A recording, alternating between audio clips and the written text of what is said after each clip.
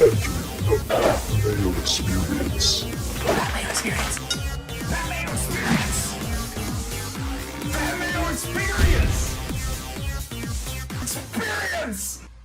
Welcome to the Pat Mayo Experience, presented by DraftKings 2022 Genesis Invitational Picks, Bets, Preview, one and done, and a recap. We got it all for you. Remember to play in the Listeners League. The link is down in the description. 3,500 spots on DraftKings this week. So let's get that filled, make it even bigger, because we got the players coming up.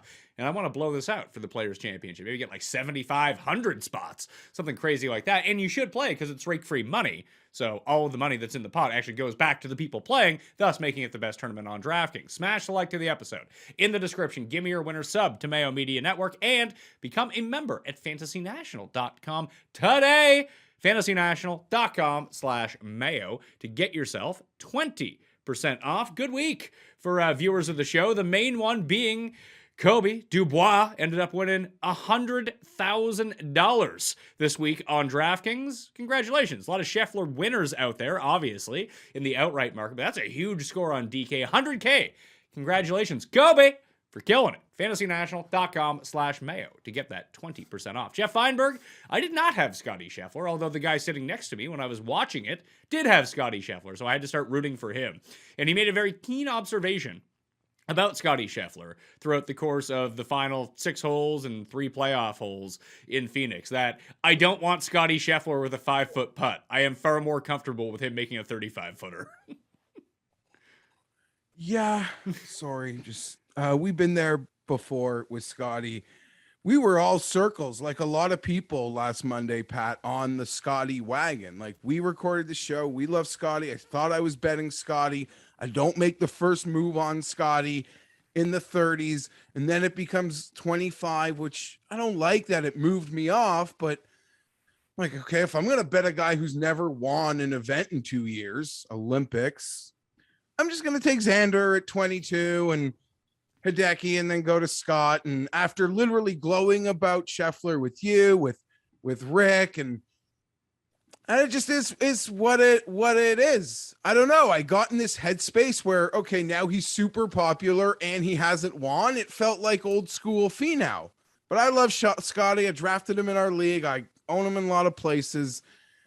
Just got to feel like I was on the right, like, train and wagon. Great win. I love that event. It's just so much fun.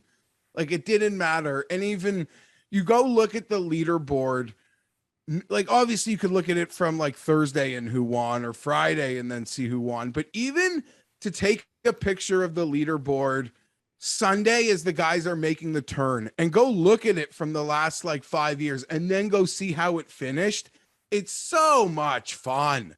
Like, what an event on all levels. The final top 10 for the leaderboard featured Scheffler, Cantlay, Xander, Brooks, Horschel, Thomas, Hideki, Rahm, and Fitzpatrick, amongst others. But that's all the best players played well, except for Vic, who melted down before the cut line, and Burns, who was Xander cursed, so we saw that coming. Yeah, it was truly spectacular. I couldn't have predicted seeing so little Jon Rahm on TV on the weekend, but hey, that is what it is. And Sahith became a star, like, in some respects. Do you know what happened to poor Sahith? Tim, we were the win with up 2 or something. Oh, he bet one of our, Tim very rarely like bets, but he bet our other friend. He looked at the leaderboard. He said Tigala was going to win. And then he took Tigala versus the rest of the field with our friend.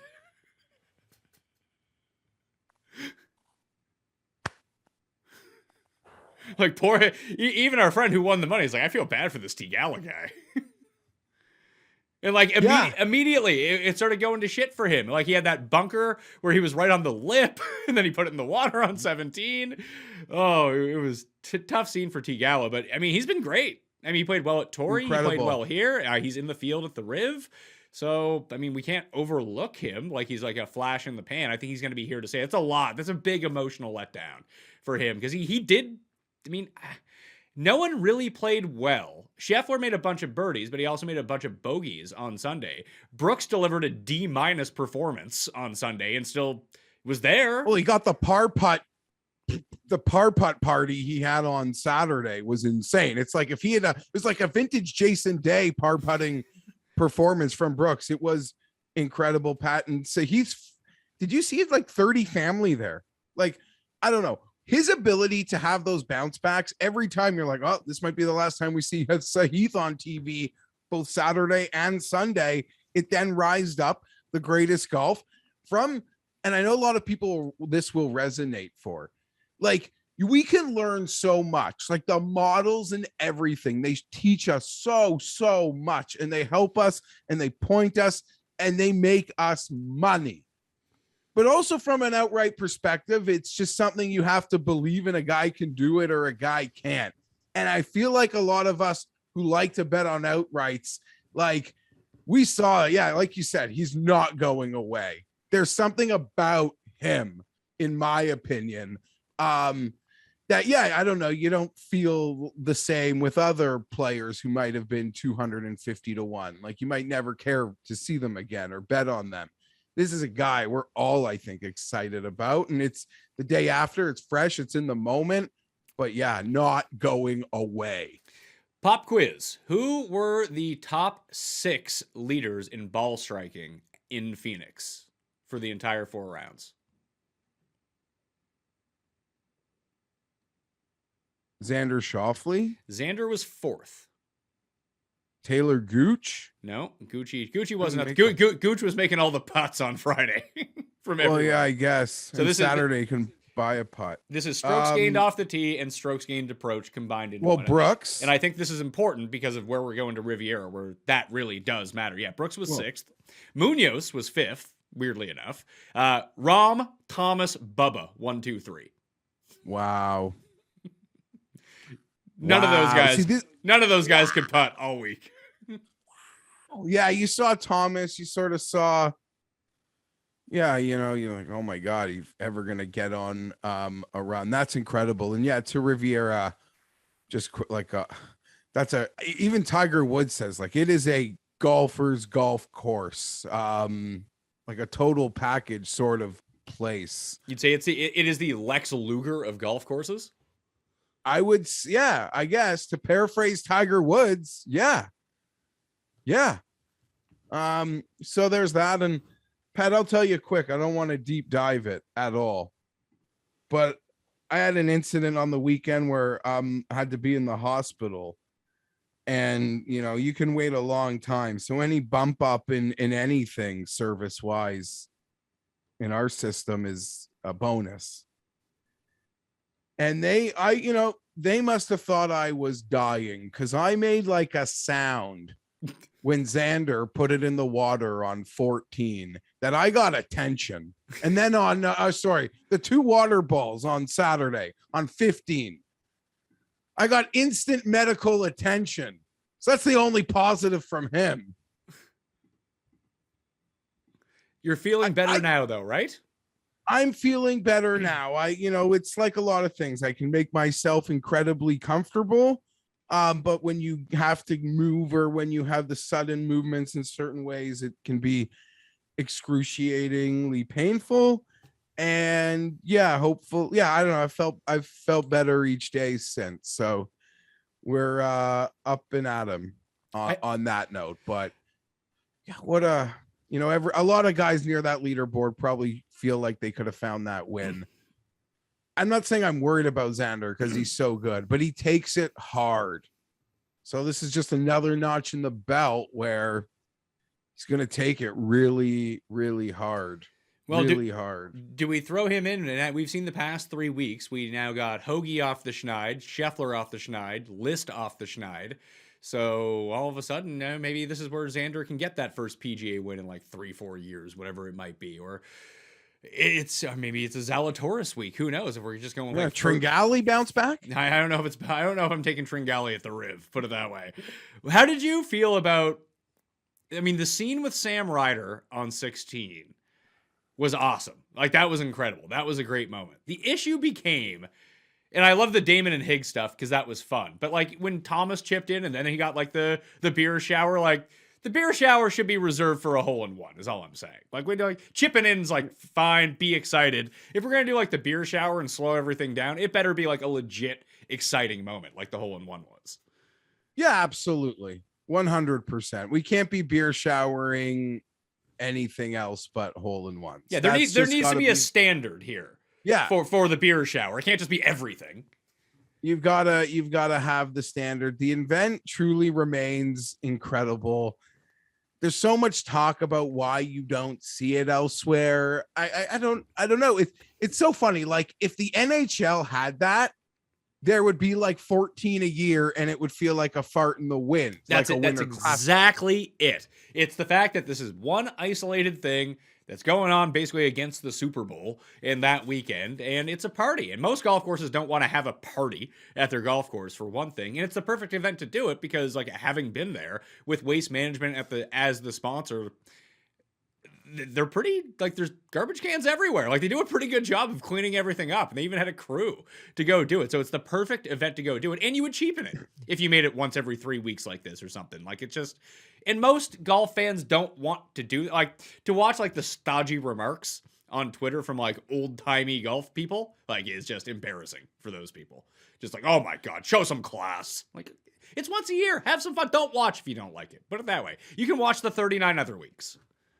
Let's piggyback this off last week. Well, the two tournaments going in totally different trajectory, it all goes back to the same point. And it all goes back to the great Adam Scott point. Only like 9, 10, 11 of these things freaking matter. Granted, Phoenix becoming a true resume win. That's great. But only 9, 10 of these events matter. There's 50 of them. They can do whatever they want. Last week, it was a pro-am that pissed you off. This week, it was a party that was spectacular. There can be more or less of a lot of things, but there's so much room to change the vibe on so many events. And I get it. Any like changing of the vibe, makes betting potentially more annoying and makes, any format change could make, DraftKings so much more annoying. But I think you get what I'm saying. And the overall point is there are so many of these events. For one of them to be a party or two of them to be a party, in some ways, Honda is like I guess any PGA Tour event on the weekend, like, feels pretty fun, especially in a nice, like, sweet seat around a par 3, but nothing like that. But if they said, okay, if an event, Pat, said at like Harbor Town, or I'm just like randomly pick a random event, they said, okay, it's like a party, like, would that happen naturally? Like, kids would just line up? No, you'd have to build it in some respects, right? I would think so. And you're in the perfect location in Phoenix because you have ASU, everyone's going to go. And that's just like a part of what goes on. And it's funny because people just think of it. And I mean, the 16th hole is like a giant, like, frat party, essentially, is what it is. But it's now become a draw. Like, I did my bachelor party there. I wasn't the only person doing their bachelor party. There's probably like 50 bachelor parties. Like, it's just a good time. And TPC Scottsdale is like close enough to like the casino and the Top Golf. Like, they've really built a good infrastructure around it. It's very difficult to get in and out on that Saturday, but I would just, if you want to go party, go party. Like, you don't need to be the guy who's like having fist fights in the crowd. You can go and have a good time. And by and large, based on what I saw on TV this week when I was there in person, like, it's not like abhorrent behavior like you would think for 150 drunk people walking around. Like, it's pretty calm. I agree. I was listening on the radio, though, late on Saturday. It's kind of more calming after Xander water balls. Will Haskett led the way there this week. Great work. Apparently, when the final group was, people were throwing balls on the green on 18. I don't know if, like, I doubt the broadcast would have picked up on that. Did not see that, no. So, yeah, but like I said, it's a small percentage, and you've pointed a lot. The region is beautiful. Yeah, I've been to Troon, right around the corner from there, and like a ton. And it works. Now, the funny part about it is, though, Pat, it is a frat party, but it's a frat party that's now been on the other side of it, surrounded by like $200,000 suites. Yeah. And they've made their own, like, that's its own monster for the tour and of themselves. And I mean, I guess in their mind, their head isn't how do we replicate this frat party? It's how do we replicate being able to sell corporate seats for that much money anywhere else? I think they have to kind of go hand in hand. Like, you don't get those corporate, because those seats are like, to get on to 16, like, you need to be a maniac, and you really need some dedication to be able to get into that stadium if you don't have a box, or you're not. Like next year, I'm trying to get us all to go because DraftKings is opening a sports book at TPC Scottsdale. I was like, why don't we just do the week? Super Bowl's there as well. Seems like a great time to go on location, bring the show on the road. We can go into the DraftKings lounge at 16 and just watch at 16. Like, that's how we would get on. I'm not lining up at 3 o'clock in the morning for 4 hours just to sprint to go get a seat. Like, that is not happening for me. We discussed it. We were like, oh, we had no idea before we showed up about getting onto 16. We're like, oh yeah, we'll go to 16. Maybe we wait for like an hour or something like that to go. And it's like, no. Like, we were still up by the time that you needed to go like line up to get into number 16. So it takes a special kind of crazy person. Like, when you're there, you're drunk, baking in the sun. I get it. And shout out to Harry Higgs and Joel Damon. You see, Keith Mitchell offered Harry Higgs $8K the day before to take his shirt off on the green. No, I didn't. I love that. You know, Harry, much like me, you know, polar bear. He was hairy as Harry Higgs? Except this polar bear slipped on ice. Yeah, that's a tough You scene. don't see that often. So you have the same injury as, you have a torn patella tendon? That seems to be the high probability here, yeah. So you're going to have to like rehab the shit out of that to get ready for golf season. Honestly, it makes me sad. That's hard to accept where that's gonna go. This could be a notch in the vote for Tim campaign, or I guess the vote for Geoff. But I fell, and my wife is going out for dinner with my 2 girls late Saturday with her friend and their kids. And I'm about to have like the whole Saturday in Phoenix, like afternoon at home, just to lounge and watch and beach. I beached all right. Yeah, it's just taking the kids to the car. Anyway, I going back in the house after helping my wife load up the car, and I got. But I'm lying there, Pat, and my first 2 thoughts could show how pathetic I am. My literal first thought was, like, what if I had to like a flight to go to the Super Bowl in like an hour, and like the Chargers were playing? Like, what would I be doing? And then my second thought was, my golf season could be fucked. My golf season could be fucked. My golf season really could be screwed. It's a reality I don't want to face at the moment. I've already, like, I might have to move to Florida for October next year just to get a month, just 1 month. Like, I need something. I will not be in a proper mental place. The one thing is, if I can come through this, I get to blue flag my golf cart and drive it anywhere I want this season. So if I can come through this, I get like 85-year-old man blue flag on the golf cart treatment, Donald Trump, I guess. You're gonna be the Casey Martin of your club. Well, no, because there are a lot of carts. There are a lot of blue flags at my club, Pat. All right. Well, we buried the lead for long enough. Let's talk the Riv. We got the Genesis Invitational at Riviera, one of the premier events on the schedule. Tiger's event, as he is now the host. We'll get some Tiger on TV, although he's not in the field. 7,322 yards, par 71. A lot of elevation at this course. Plays way longer than 7,300 yards. There are so many par 4s over 450 yards. It's kind of astonishing. So when I was thinking about key stats, a lot like Phoenix last week, it's one of the few courses where it's not like, yeah, you can be okay off the tee. Yeah, you can be okay around the greens. But as long as you hit your approaches really well, you're going to win.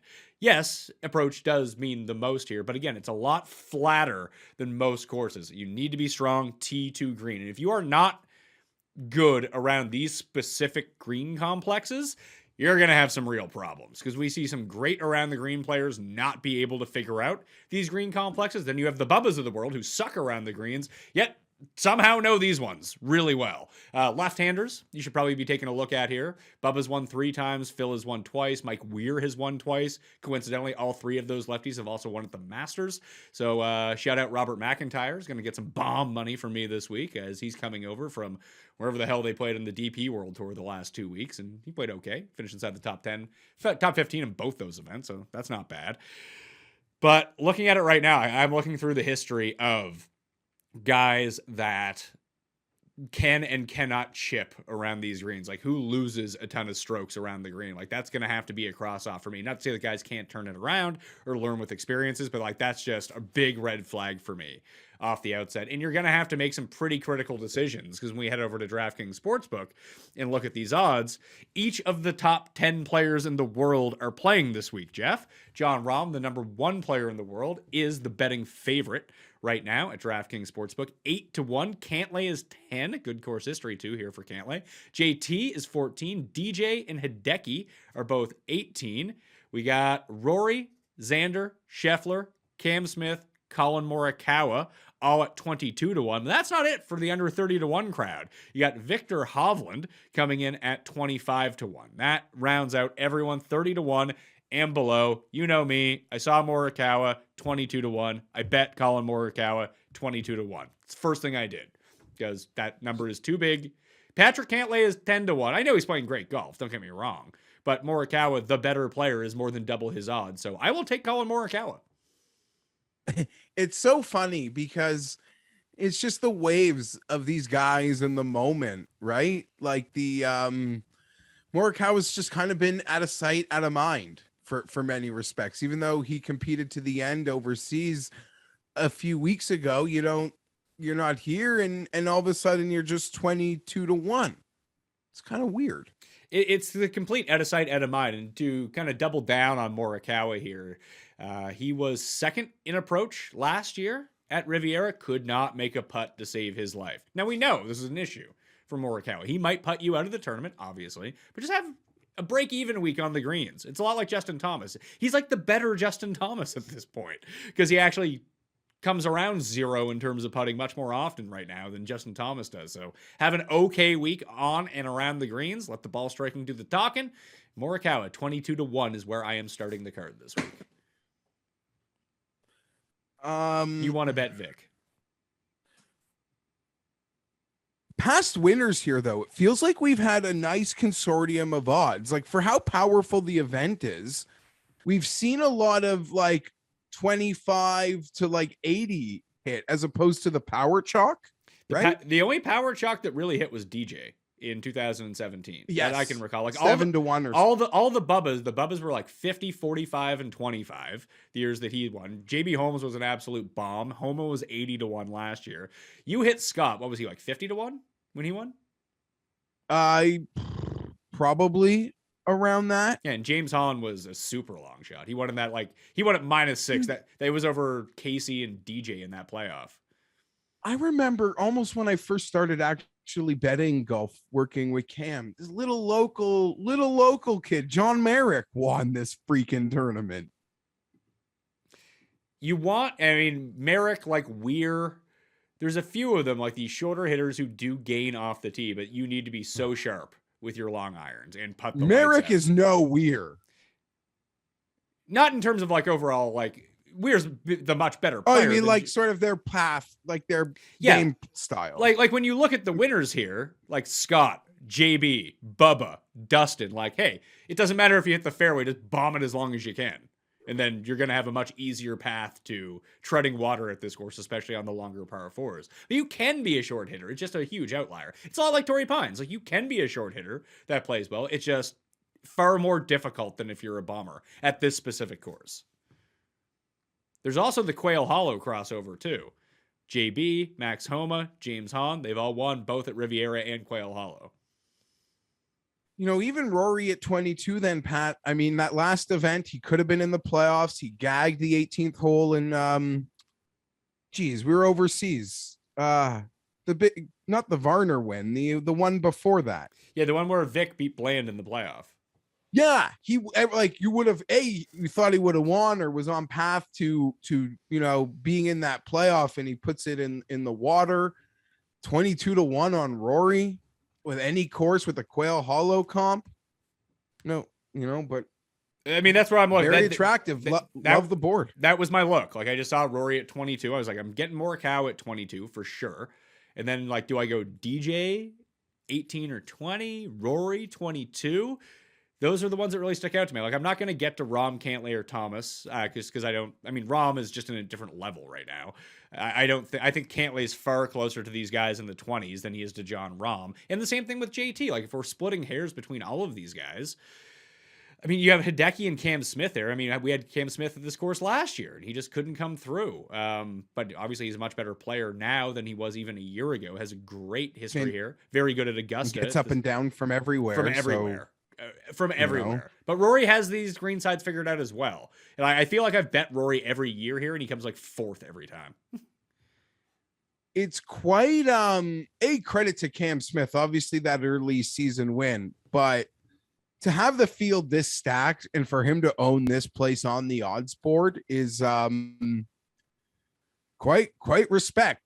They almost don't want us to bet him. Hideki at Hideki's volatility. Were there any more volatile players at the very top last week? I mean, just too many bogeys, but every time you thought he was dead, there was always a little charge in Hideki. The way he's currently played, the way this one is correlated to Masters champions, I don't know, 25 doesn't seem bad at all. And I love Vic. I'm as big of a slut for Victor as anybody, but it was kind of funny the hyperbole that was going around with Victor and betting him, and it's just like, oh, one miscut and he's 25. That's all you need. Yeah, but does he miss a couple? But I mean, does he deserve to be any higher than this?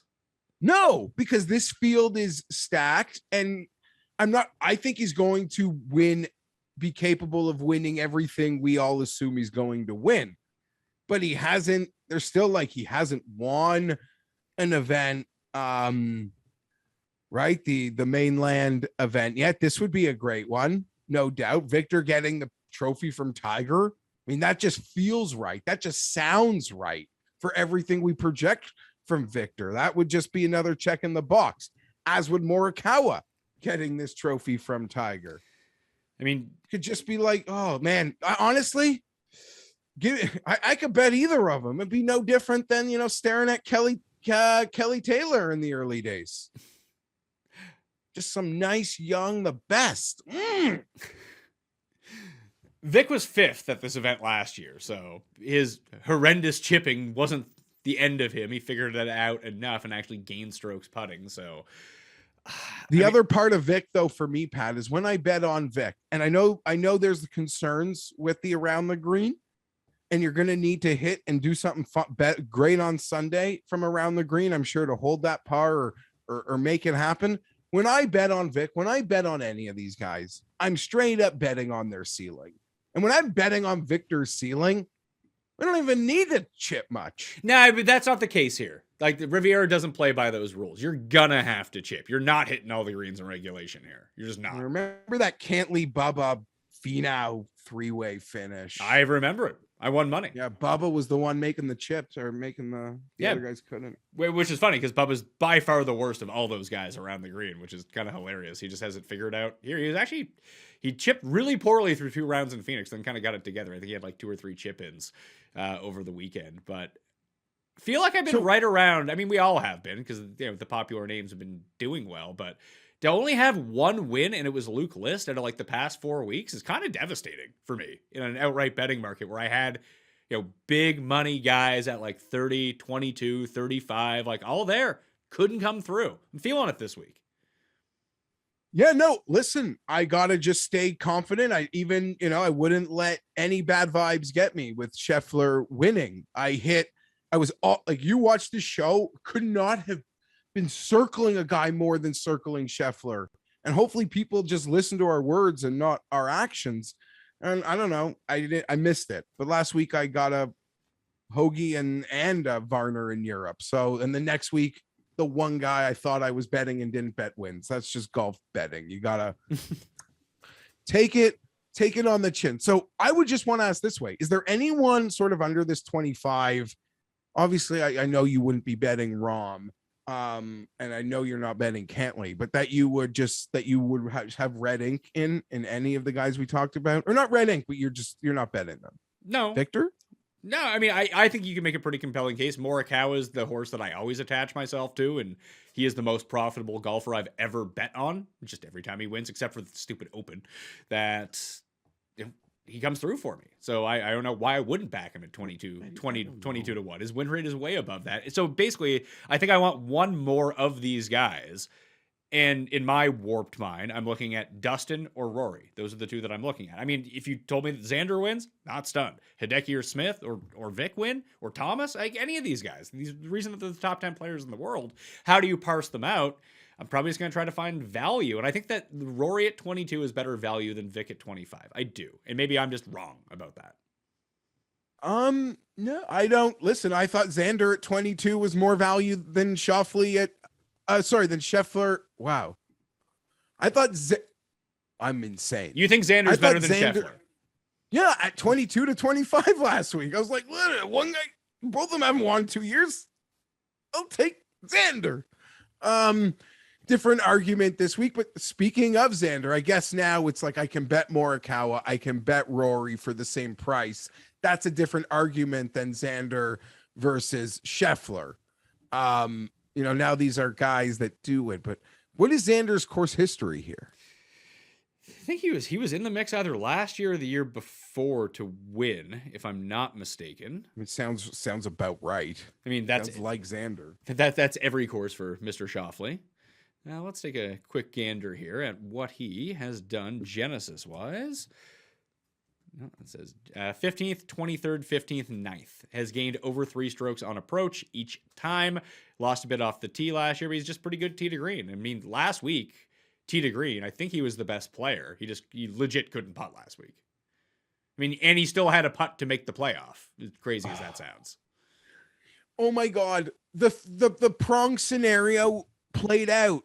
Like Xander makes the putt. Cantley missed, and Scheffler missed his putt on 18. He just couldn't putt. The final 3 holes on Saturday after the water balls, there's a putt for birdie of 12 feet on 16. There's a putt for par, I think, of like 10 feet on 17. There's a putt for birdie of like 11 feet on 18. He couldn't make any of them.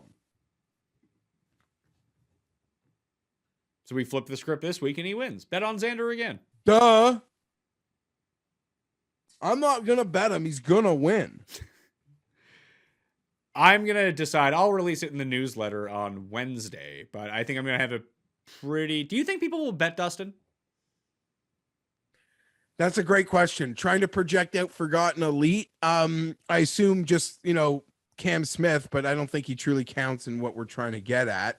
No, but does he though? Because he is up in this range. Like if Cam Smith is truly the Forgotten Elite that no one's betting, he's going to 35 to 1 real quick. I like everybody. I love the guys. I love the guys who I bet on more than the guys that I don't bet on. That being said, I can't bet Cam Smith around these other names. Yeah, you would rather take Hideki over Cam Smith is what you're saying. Yeah, I would. And I'd probably rather take Victor and try to get perfection out of instead of like wizardry Cam Smith, like Jordan Spieth Light. I'm with you. I think you'll get a better number on Cam Smith as the week goes along. I don't see there's like when we get into the next area, like I think Gooch is 40 to 1. It's like who the hell is betting that? I had him last week at 65. Sure, 65 is a pretty compelling number. And it's not to say that he's not going to win at 40 to 1. Like Henley, Gooch, Burns are all ahead of Homa, Scott, Bubba, Sergio. Yeah, and I would rather, honestly, if you told me I could bet Cam Smith at 22 or Sung J M at 40, I would bet Sung J M at 40 99.5 times out of 100. Hell, I mean, I don't think Spieth's going to win. I'd rather bet Spieth at the same number than Gooch. Yeah, I'm probably with you on that. And you can get Bubba for more than them. Yeah. So I think have fun. I think those odds are going to get pushed as we go along. Do we want to wrap up the top end of the board here? Morikawa, probably going to make a decision on Rory versus Dustin for me. Hell, maybe I'll just bet all three of them and move on my way. Maybe those could be my 3 bets for the week. I mean, that's probably how I would. Well, you're going away. I know, you so I got to make get. some I got to get these in. No, I mean, you make your power bets. You're busy. You're having fun. You're distracted. You see up on Sunday, and one and a half of your guys are going to be contending. Well, I'll be the plan. I'll be back on Friday, so it'll be easy for me. Well, fair enough. So let's go to the mid tier, because I think the big question this week, if you run the numbers, you look at performance, you see a big Will Zalatoris, who had a top 10 at this event a year ago, 35-1. The only problem is he's coming off a positive COVID test. He had COVID for 2 weeks. And do we think that affects his performance here? It doesn't whatsoever. Like, I don't know what to do, but it feels like that, considering, like I said, Gooch is at 40, and I could have Zalatoris at 35, who statistically, besides Rom, is the player that rates out the best for this field. Why wouldn't I bet him? I don't really have any answers as to why you wouldn't.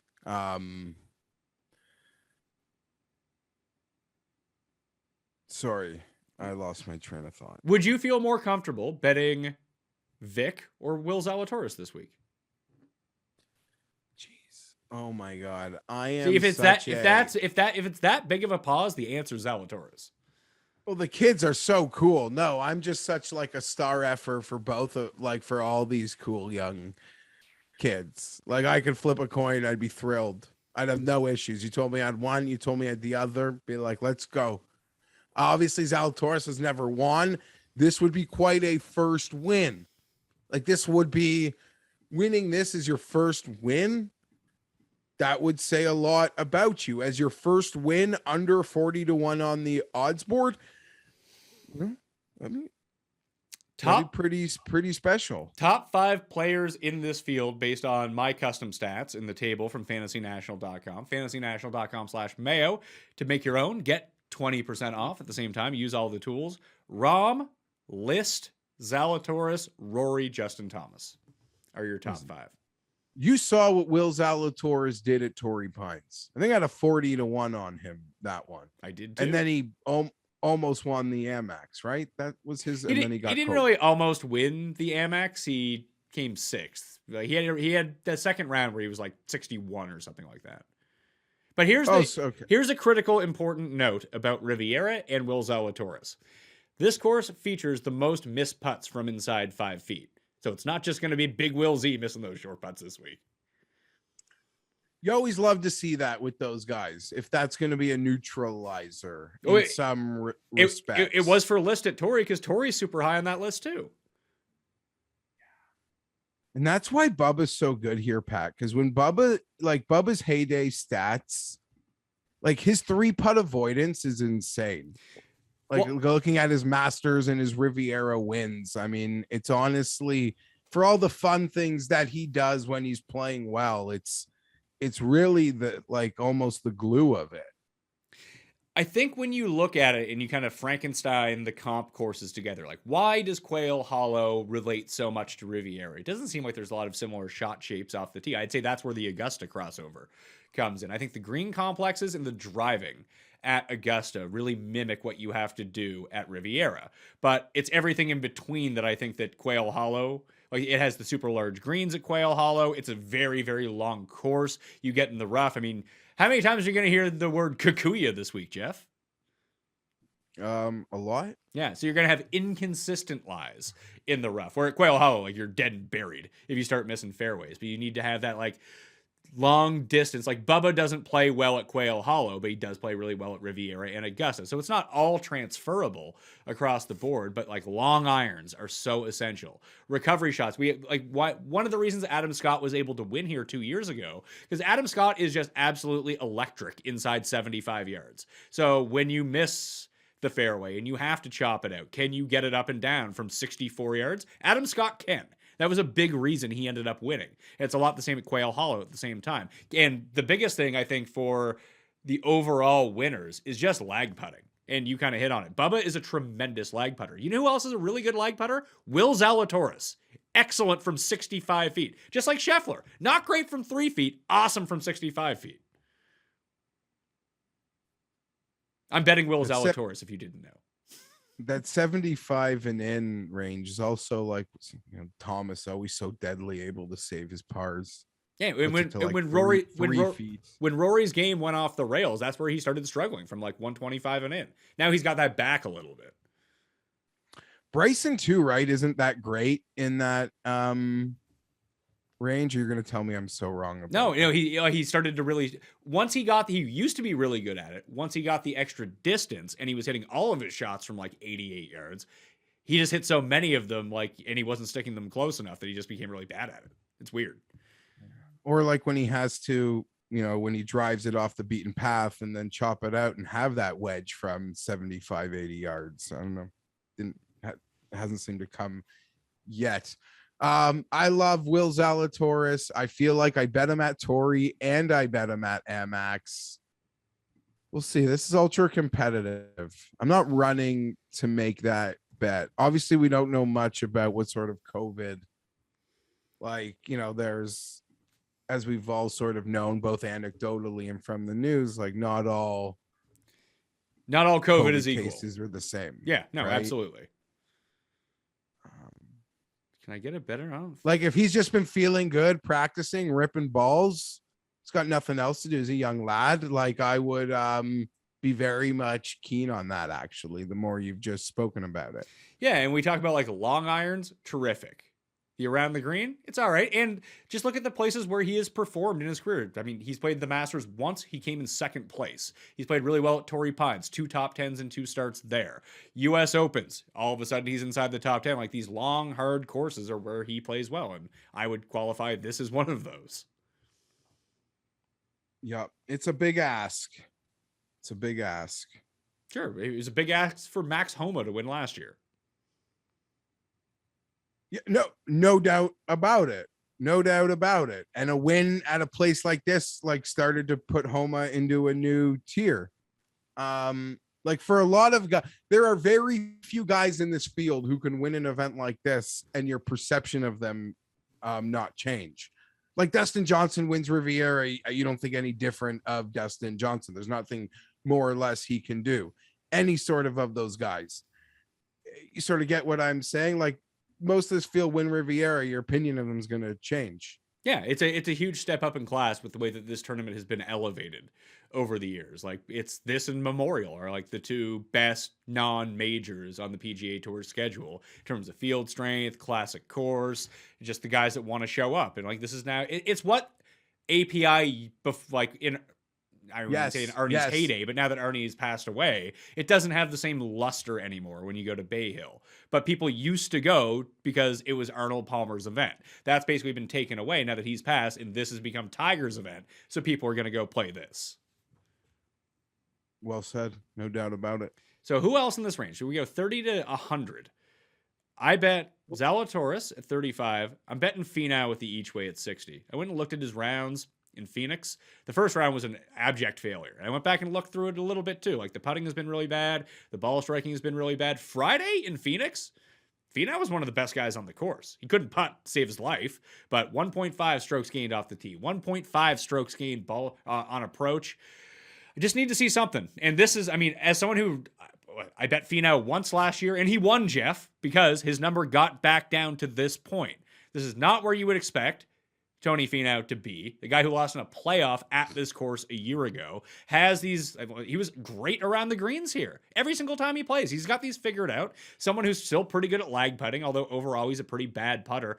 If the ball striking is actually back, and sometimes it just takes a round, I mean, if they had just released early odds on the Genesis Invitational January 1st, what do you think Finau's odds would have been? 25?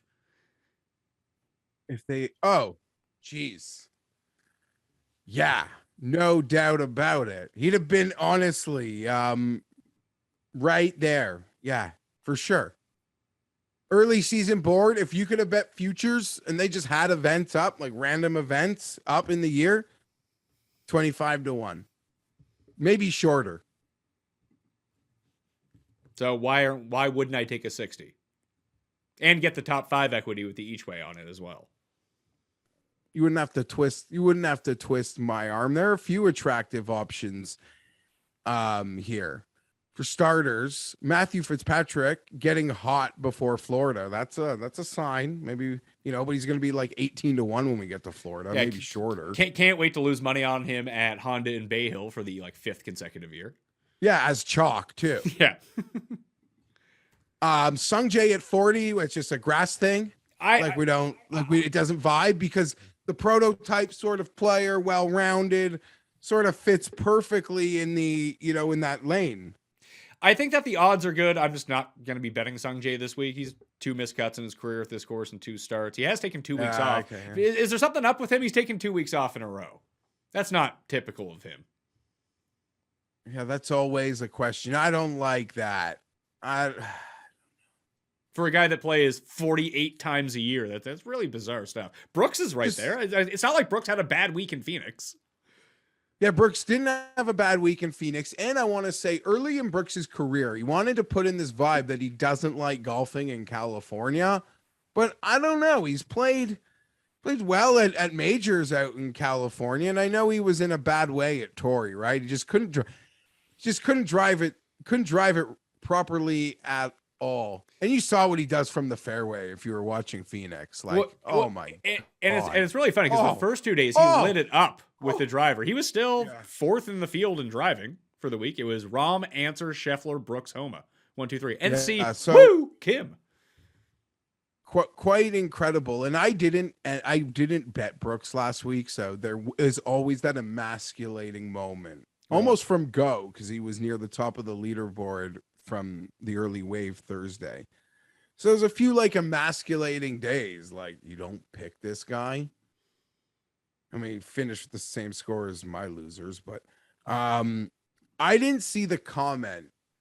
Had I seen this would have been the little thing, the not model or any. I know a lot of Brooks Phoenix bets have nothing to do with models, but he made a comment that how embarrassed he is being 20th in the world ranked. That may have been enough for me to make the bet. I didn't see that comment though, but I believe it.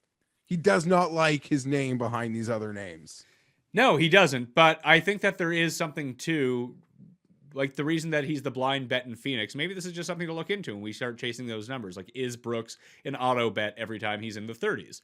I think that if you just bet him every time in the 30s, that you would probably end up being profitable on that once you bet it 35 times. You'd probably get 2 wins in that section. But I think listen, I will bet Brooks in Phoenix for the rest of my life, especially if they're going to give me decent numbers. He's there. Obviously he loves the course. He doesn't love this course. He's never really played well here. 38th, 43rd, miscut in 3 starts. So I don't know if this, I'd rather bet Bubba at 45. I would. Yes. And let's not forget something, which is very real. Brooks is only here because there's an invitation that comes in the mail from Tiger Woods asking you to attend. And he's probably not the only one. You don't say no to Tiger. He invites you to his party. Speaking of parties, it's so easy to correlate Brooks's success with Phoenix for a guy that only plays well at big events. He seems like a guy can be bored golfing because it's so easy for him. And I'm not even saying that sarcastically. I'm truly being genuine. And that he needs to find things to exterior things to get him fired up. And Phoenix is the closest replica to the Ryder Cup. And look how amazing he's been at the Ryder Cup. Look what he did this last year. Even on the Tuesday presser, Wednesday presser, whatever day it was, he tells us his body is glass. The man told us his body was glass and then went out and played 2-a-days on Saturday. When your bench is superstars, you're the Ryder Cup USA team. He had to play 2-a-days. So because he loves it and he feeds it and his body probably obviously was feeling better. And Phoenix gives, in many ways, we can agree, Phoenix feels like the Ryder Cup in some respects at times, especially on the weekend. I would agree. So not a Brooks happy place. I'll take the 3-time winner at 45-1. I'm betting Morikawa, Zalatoris, Bubba, and Finau. I just clicked on another site to see if I can get better Finau odds, and I saw the Finau odds. The Genesis wasn't loaded in yet. So the only odds that I saw were 33-1 for Tony Finau to win the Masters. But he's 60-1 to win this event. Come on. And what did you bet Zalatoris at? 35. I can cash that out and find a better number if you got one. No, I don't. I just want to know how inferior the numbers I could be looking at are. And I think he's going to be popular this week, so I think that number probably gets crushed. It's 35 at DraftKings Sportsbook and other places right now too. That's the best number I've seen. So a player we can't leave the range without talking about, for me, spoken about him a lot from previous shows on, and we have a problem. We have a red alert situation, folks. So Adam Scott is said player, and I even said last week, if he's not going to win in Phoenix, I hope he plays horrible, because he's a Riviera master and he's never played Phoenix before, and we're just getting set for a big Adam Scott spring summer, my opinion, and it would start at Riviera. And then, Pat, you go on and tell the people. Well, we could probably, we can stay after the show and you can watch the clip of before the show of what happened. So here's another reason to like Tony Finau this week. Cust wanted to make Tony Finau his one and done, but Cust has used Tony Finau when he cursed him at Torrey Pines when he missed the cut. So who did he take as his one and done now? Adam Scott, Jeff. And Cust, listen, we talked about it last week. Remember how mad he got at me? Because I had bet on Sam Burns. It was the first bet I made last week. And I cashed out the bet once he picked Sam Burns. He's like, oh, you can't do that. You can't do that. I was like, no, I'll do that. And the guy misses the cut because he's cursed. I wouldn't bet on Adam Scott.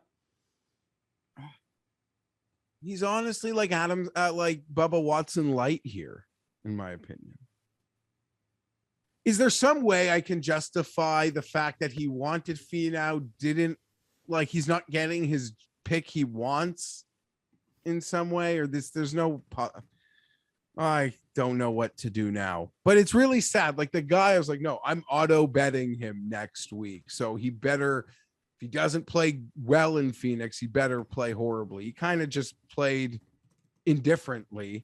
I don't even know if that's a word. To have any attention on him. I mean, if Bubba's numbers, if they're putting Bubba at 45, then I guess it's fair that Scott can, in some places, I guess, hopefully cross 50. Yeah, he's cursed. So I don't know. Better now than later, but this was going to be a sweet spot. Well, I got some notes here on some of the other guys that maybe we haven't seen in a while. You can find this all in my column up on dknation.com. We have Rory coming over. Obviously, he should have made the playoff and probably won that event, the Vic one. He came in third in Dubai. He also played Abu Dhabi. He did not play Saudi Arabia, nor did, who was it? Colin Morikawa. Morikawa was overseas. This is his first start since the Century Tournament of Champions. But the two that we haven't seen at all, Casey and Sergio, both who play really well at this event and have the perfect kind of skill sets for this event. Another two guys that play really well at this course and the Masters. Casey went T16, T12, T24 between Malaysia, Saudi, and Dubai. And Sergio has 3 top 25s and 3 starts overseas at the same time. Thomas Pieters is in this field. We bet him to win the Masters at 125-1. You can have him for 75-1 this week at Riviera. He's played this tournament twice. He came in second in his debut in 2017. That was also the same year that he came in fourth at Augusta National. He's number 31 in the world ranking. So we're going to be seeing a ton of the Belgian Bomber right now. He was T12, T24, and a win so far overseas. And then Robert McIntyre. He's been off to a bit of a struggle, but there's a reason that we backed him at Augusta last year. A big hitting lefty. He came 12th as a debutant at Augusta National. He's in the field right now at 150-1, I think. And he's playing like okay overseas. I think he just went back-to-back top 15s. Where was that the last 2 tournaments on the DP World Tour? What country was that in? I don't know. It felt like they were in the same place. It was the same name of the tournament. One was like the Raw something championship. The other one was like the Raw something challenge or something. I think it was the same course. I have no idea if that's true, but he was inside the top 10, had a bad Sunday. I think he came 9th the second time around. Yeah, so they were all they were all playing for second place, it felt like, on this Sunday. I agree with you. I saw a thing on Robert last week. He I saw him being interviewed, and he spoke about the struggles that he had been having. And, he said it, I was trying, his words, he was like trying to be perfect. Like, you sort of get to a place, everything. He's just sort of, I don't know, freed himself up, just tried to free himself up. I guess the battle all young or any golfer, amateur, pro, whatever, is having, except these guys get to play for a lot of fun, real money and travel the world. But he said he's just sort of brought a looser attitude the last couple weeks. And you mentioned that he's starting to find that form again. Could be an interesting guy whacking it around here. Peters is going to be popular, Pat. People are excited for him showing up here. I'm excited to see him. I want to see him start playing pretty well. He got the win in Abu Dhabi to kick off the year. Like I mentioned, he's played pretty well since, and he has the perfect type of game that I want for this course. He bombs it. He's great with his long irons. Just get lucky. Like Vic is obviously a much better player, but the way that we think about Vic is like what we thought Peters could have been when he first started like rising up in the ranks. And basically it's been 4 years of like, he legit went away. He broke his wrist at one point. It feels like he's back though. Didn't he win a big amateur event here? Or am I making that up? Doc Redman won the U.S. Amateur in 2017 here. Yeah. Well, I'm not going to do that on the fly. I've bet a few of these guys. I'm sure I've bet Casey and Sergio a ton here if I went back and looked at my past Riviera cards. I remember last year might have been a disaster with Sergio. Yeah, it was for Rory too. He had a really bad year at the Genesis last year. But when you look in this range, like there's legitimate bets that you can make, even if you didn't want to bet anyone at the top. Like you could make a card of Leishman, Neiman, Peters, List, and Answer if you wanted to, and like that's not a bad 6 picks. Yeah, and they're all so 70 you just to 100 mentioned to 1. Yeah, and you just mentioned 2 guys that I think caught my eye this morning for potential deeper look-ins. Neiman, 75 to 1. That seems like a very strong number. Obviously, it'd be the around the green. That would be a concern. We would need some magic or a bit of a ceiling week in that regard for him.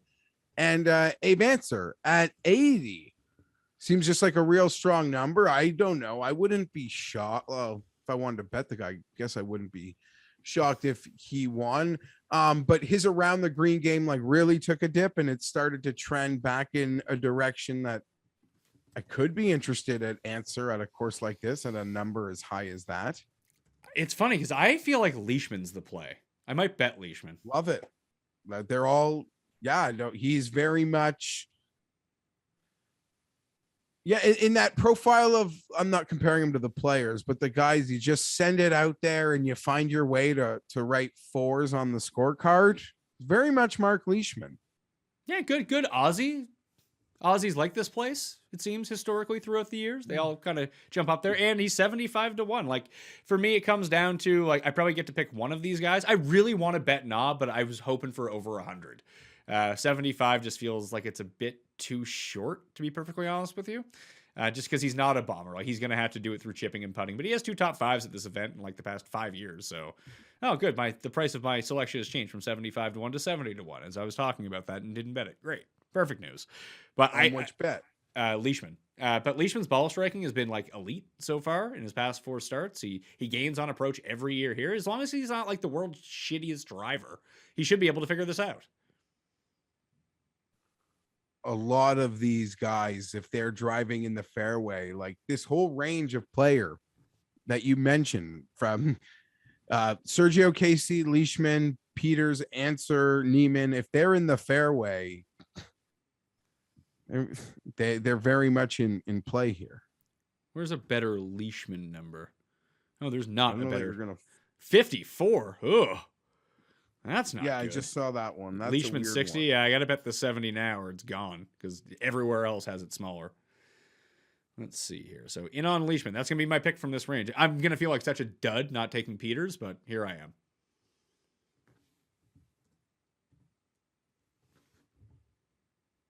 Yeah.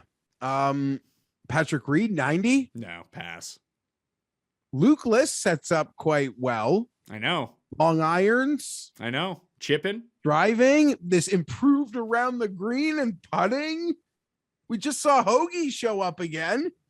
Hoagie stayed with his mom last week. It's so crazy. The fact that he hadn't won in 200 starts I would have thought his win, if had he won at Phoenix, would have felt more out of nowhere than the win at Pebble Beach. I don't know if that makes any sense, but that's real to me.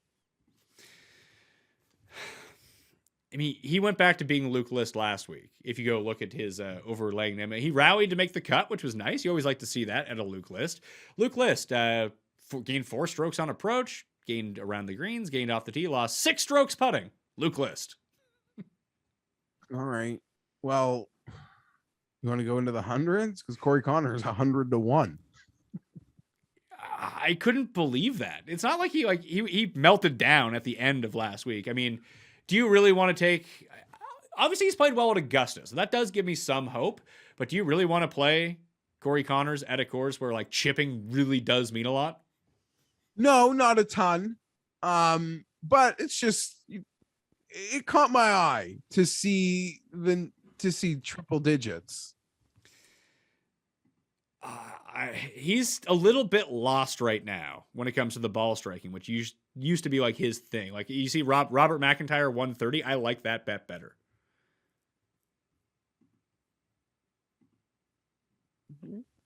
So Varner's contended here before until he topped the ball that we talk about often, and he's off his win.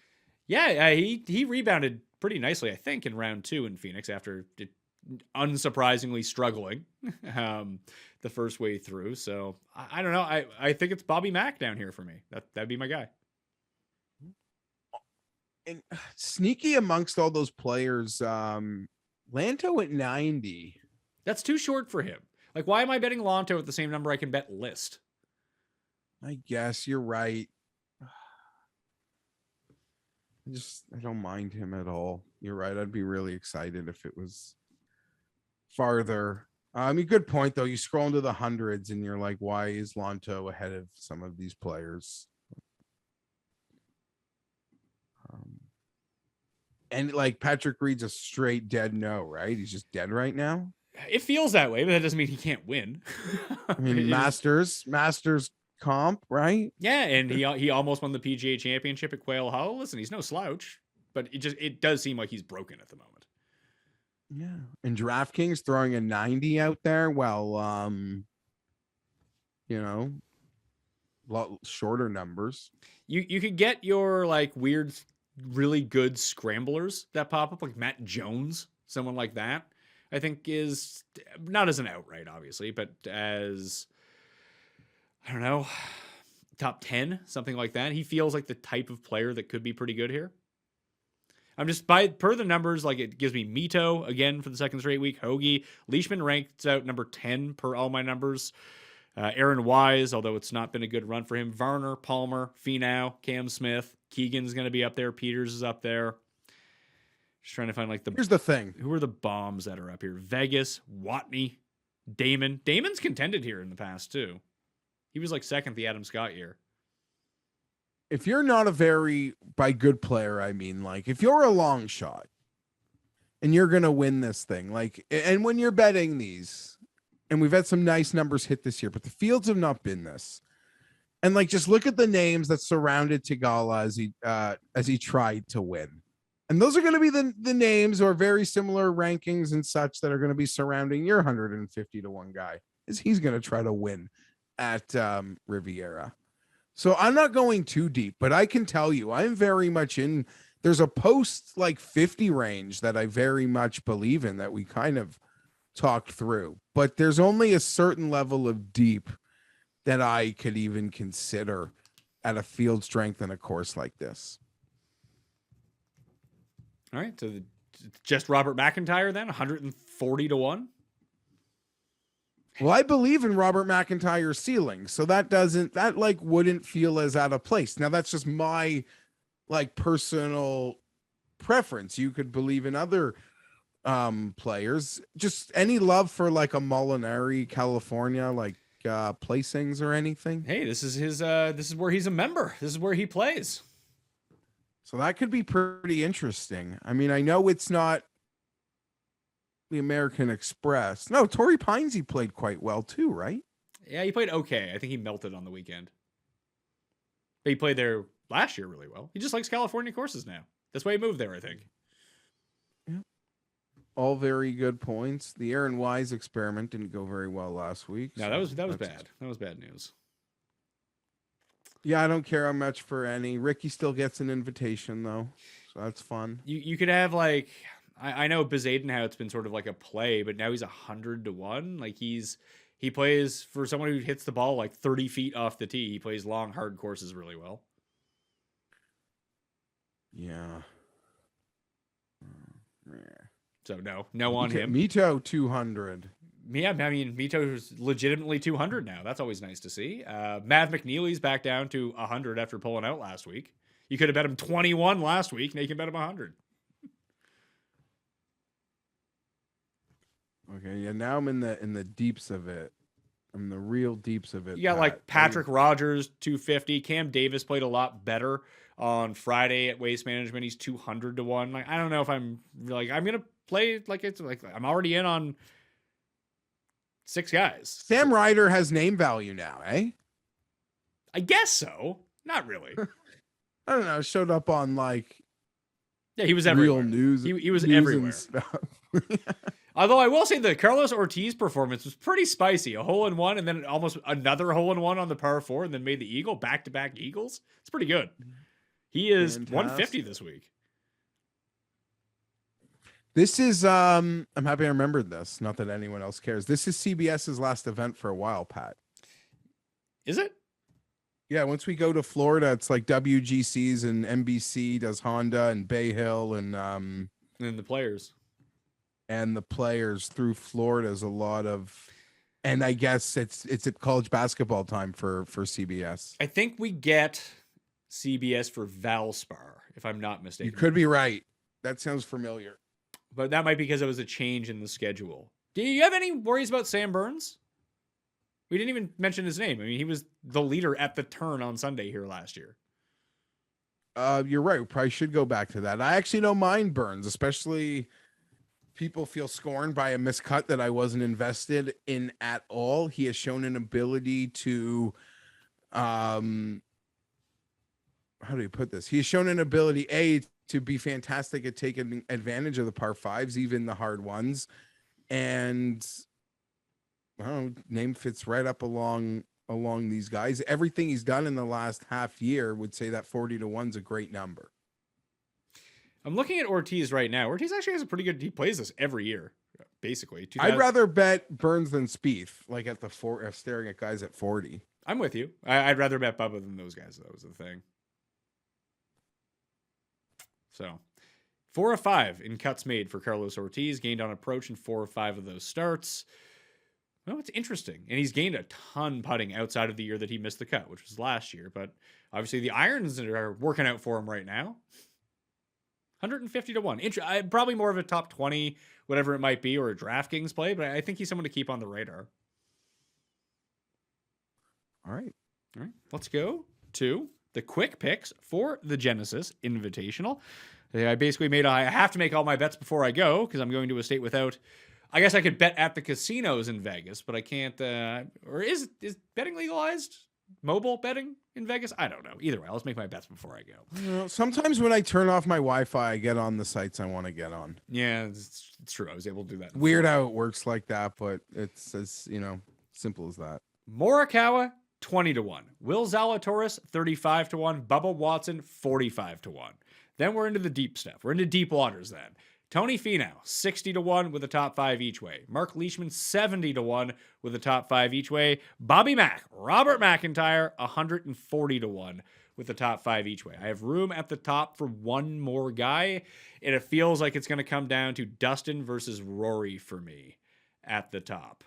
Taking one of those two guys is where I'm leaning right now. And I'll probably make that decision sometime a little bit later on this afternoon, but I will have the full cheat sheet in the newsletter, which you can subscribe to down in the description for free right now on Wednesday afternoon when I have the DraftKings ownerships and everything like that as well. So I don't know how to be quick because I haven't made any bets, and I just am thinking about a lot of the good players. So I don't know how. Rory, Morikawa, Victor, Hideki. I guess those are the players I like. I'm also really tempted Like Justin Thomas, he would be Tiger's butler if he could, Pat. He would be Tiger's butler if he could. And no Ty, sure you feels threatened. Because he ain't no like top 5 golfer in the world. Like to befriend Tiger and is doing everything he can. So Justin Thomas might be like the real chalk that I could be interested in. But I would hate having to bet a player that low needing putt luck. Like I hate that. I'd hate that. I bet a player that low and I like the stress to still have on like his 6-footers would not be fun. That's the stress going farther down. But that's the stress a lot of people have this week, by the way. Oh yeah, the great equalizer. Like you, I can't bet Willie at Torrey. I bet him at the MX, so I'm gonna, I guess, be beholden to be back on the Willie wagon. And Finau, Neiman, and Answer are other guys from behind. But there's that whole collection of players, as you mentioned. Neiman, Leishman, Peters. I'm silly enough to think Sergio and Casey aren't horrible either. So I guess those are the players that I'm most paying attention to right now. But we've recorded early, and last night was Super Bowl, so I have not put anything in yet. All right, one and done picks for the Genesis Invitational. We got Adam Scott for Tim Andacust. It's your pick. Love Adam Scott. Well, I beat you last week. We tied. We had Thomas and Hideki. We both got $250,000. So we more than doubled both of our season total winnings with our picks. Okay, I'm going to take Bubba. Shit, that's who I was going to take. I'll take Rory then. Oh, I just... All right. Yep. Those are It's the like I won't be using Bubba at the Masters. We got to roll Bubba at the Bubba course. Yeah. 100%. Let's see. I am winning with $451,000. You have $400,000. Cuss is just scraping over $100,000 here. He has more miscuts than he has people who have made the cut so far in one and done. And he's picking from really good players and managing to ruin them. Yeah. Finau, Spieth, Day, and Sam Burns. Like, it's not like Cust has to pick from players who are ranked above 40th in the world, and then we're making fun of him for miscuts. No, he's just taking the best players and he's ruining them. How are you doing in the big one? Horrible. I'm already at the point where I need to like get wild. It's so bad. I'm already panicked. I'm already at the point where it's like, no, I think I should just focus on winning the mini games. Like, you know, well, the ones with friends, like the one we have here and other like mini head-to-head one and dones, because that's just a donation as I projected, as no secret. I got one team. I had my main team had Cantlay last week because I felt like he was the forgotten elite who no one wanted to take, and I was right. He was 1% owned. So if he had gotten the win, I'd be inside like the top 50 right now. But obviously he did not win. So I'm in 245th. I'm treading water. I need a few good scores here. So we'll see who the forgotten elite is here this week and end up rolling with them in the one and done. So where can everyone check out your stuff this week? Because obviously you're doing odds checker stuff. Yeah, I'll be doing odds checker video with Rick. That'll be out on Tuesday morning. Yeah, and then another odds checker video on Wednesday. Yeah, you'll see a lot of stuff from me early in the week and not much else, Patrick. And in closing, I'm looking forward to seeing a Tiger Woods press conference again. Yeah, do you think he's going to end up doing the Nicholas sit-in for like 2 hours on the broadcast, which I love? Saturday, Sunday, set your PVRs. Tiger's not like Pat. Like, he has a leg injury. He's recovering from it. Arnold Palmer and Jack Nicklaus, as senior citizens, put themselves in that booth probably in like far worse physical health than Tiger is at this very moment. To think Tiger wouldn't be doing the booth, his standard booth set, like it's the best TV of the year, in my opinion. I'm here for it. I can't wait to watch it. Was this the one last year where it looked like he was real stoned on air? Yeah, it might have been. It might have been. And I don't know how much they're going to play into the like year. They're going to play into that. You just wait till he announces he's playing the Masters. See that I was having that conversation with my buddies last night. Like, that's the question. Are we going to get that this week? Are we going to get some sort of commitment or any more information on that? You would think Genesis as the title sponsor. Like, I know it would be rude and crude, but by all accounts, like that great model of car that like sold itself on safety before the Tiger incident, their new thing, like saved his life. So they should maybe make commercials about that. Yeah, they're not going to do that. They should. Like, oh, I need a car. Buy the car and save Tiger's life. Well, that's one angle that you can play up. FantasyNational.com/Mayo for 20% off. Listeners League link is in the description of the pod and vid right now. Smash the like on the way out. Sub to the channel, rate and review, do all that fun stuff.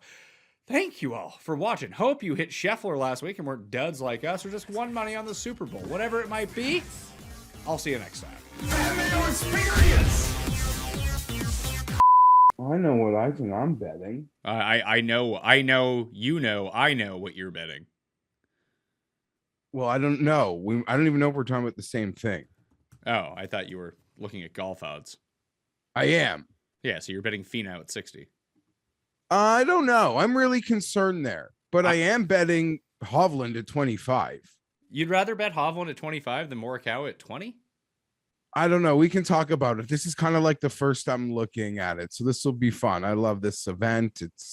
It's great, and we're tight on time, right? So we'll just power. Oh, Neiman 75. Yeah. Fuck. Jeff, why don't you message Cuss, see if he can. Actually, no, he told me who he was taking.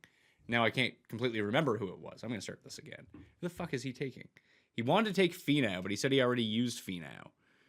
He was gonna take someone else. I'll message him. I just did. Yeah, people need to know that. Or I don't know. You text him because I'm only DMing him, and I'm sure, like most humans, you would see his texts. Well, you never know.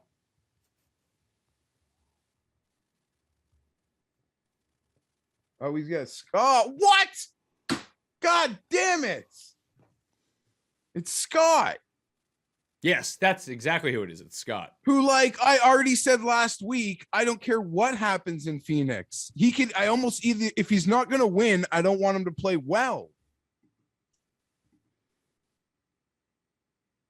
Oh no, no! Riviera Scott. In a friend way, I just told him to fuck off.